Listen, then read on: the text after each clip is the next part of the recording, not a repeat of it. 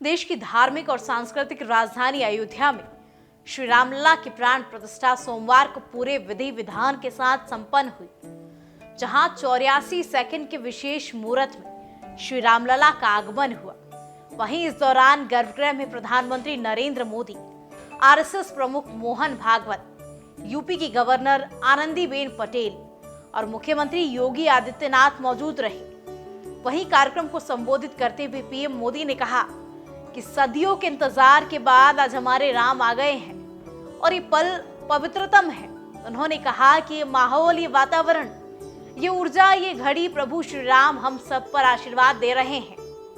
PM Modi ने कहा कि 22 जनवरी 2024 का ये सूर्य एक अद्भुत आभा को लेकर आया है, जहां आज की तारीख कैलेंडर पर लिखी एक डेट नहीं बल्कि एक नए कालचक्र का शुरुआत है। साथियों, आज जिस तरह राम मंदिर प्राण प्रतिष्ठा के इस आयोजन से पूरा विश्व जुड़ा हुआ है, उसमें राम की सर्वव्यापकता के दर्शन हो रहे हैं। जैसा उत्सव भारत में है, वैसा ही अनेक देशों में है। आज अयोध्या का यह उत्सव रामायण की उन वैश्विक परंपराओं का भी उत्सव बना है।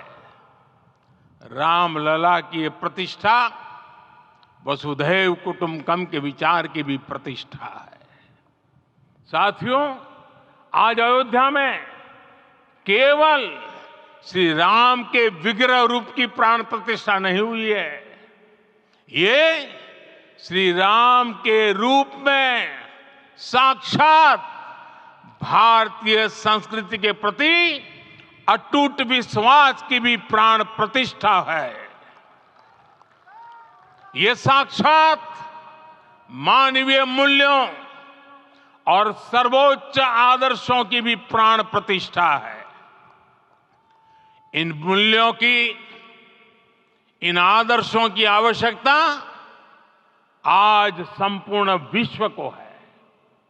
सर्वे भवन्तु सुखिनः, ये संकल्प हम सदियों से दोहराते आए हैं।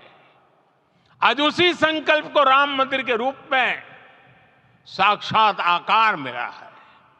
ये मंदिर मात्र एक देव मंदिर नहीं है, ये भारत की दृष्टि का, भारत के दर्शन का, भारत के दिग्दर्शन का मंदिर है।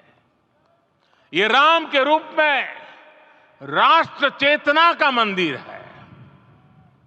राम भारत की आस्था है, राम भारत का आधार है, राम भारत का विचार है, राम भारत का विधान है, राम भारत की चेतना है, राम भारत का चिंतन है, राम भारत की प्रतिष्ठा है, राम भारत का प्रताप है, राम प्रवाह है, राम प्रभाव है, राम नेति भी है, राम नीति भी है, राम नित्यता भी है, राम निरंतरता भी है, राम विभु है, विशद है, राम व्यापक है, विश्व है, विश्वात्मा है। और इसलिए जब राम की प्रतिष्ठा होती है तो उसका प्रभाव वर्षों या शताब्दियों तक ही नहीं होता, उसका प्रभाव हजारों वर्षों के लिए होता है। महर्षि वाल्मीकि ने कहा है, राज्यम 10 सहस्त्राणि प्राप्य वर्षाणि राघव, अर्थात राम 10,000 वर्षों के लिए राज्य पर प्रतिष्ठित हुए, यानी हजारों वर्षों के लिए राम राज्य स्थापित हुआ। जब त्रेता में राम आए थे तब हजारों वर्षों के लिए राम राज्य की स्थापना हुई थी। हजारों वर्षों तक राम विश्व पथ प्रदर्शन करते रहे थे।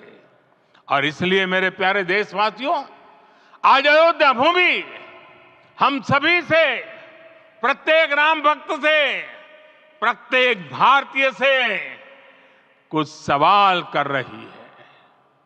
श्री राम का भव्य मंदिर तो बन गया, अब आगे क्या? सदियों का इंतजार तो खत्म हो गया, अब आगे क्या?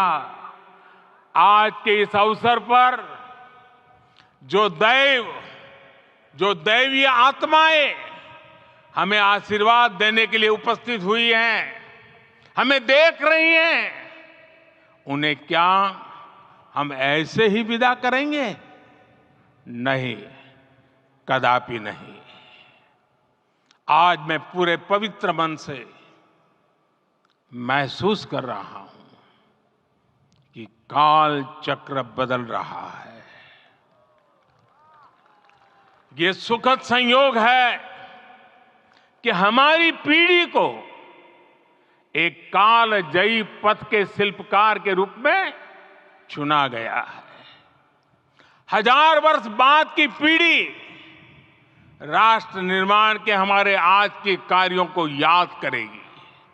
इसलिए मैं कहता हूं, यही समय है, सही समय है। हमें आज से, इस पवित्र समय से अगले 1000 साल के भारत की नींव रखनी है। मंदिर निर्माण से आगे बढ़कर अब हमें सभी देशवासी यहीं इस पल से समर्थ, सक्षम, भव्य, दिव्य भारत के निर्माण की सौगंध लेते हैं।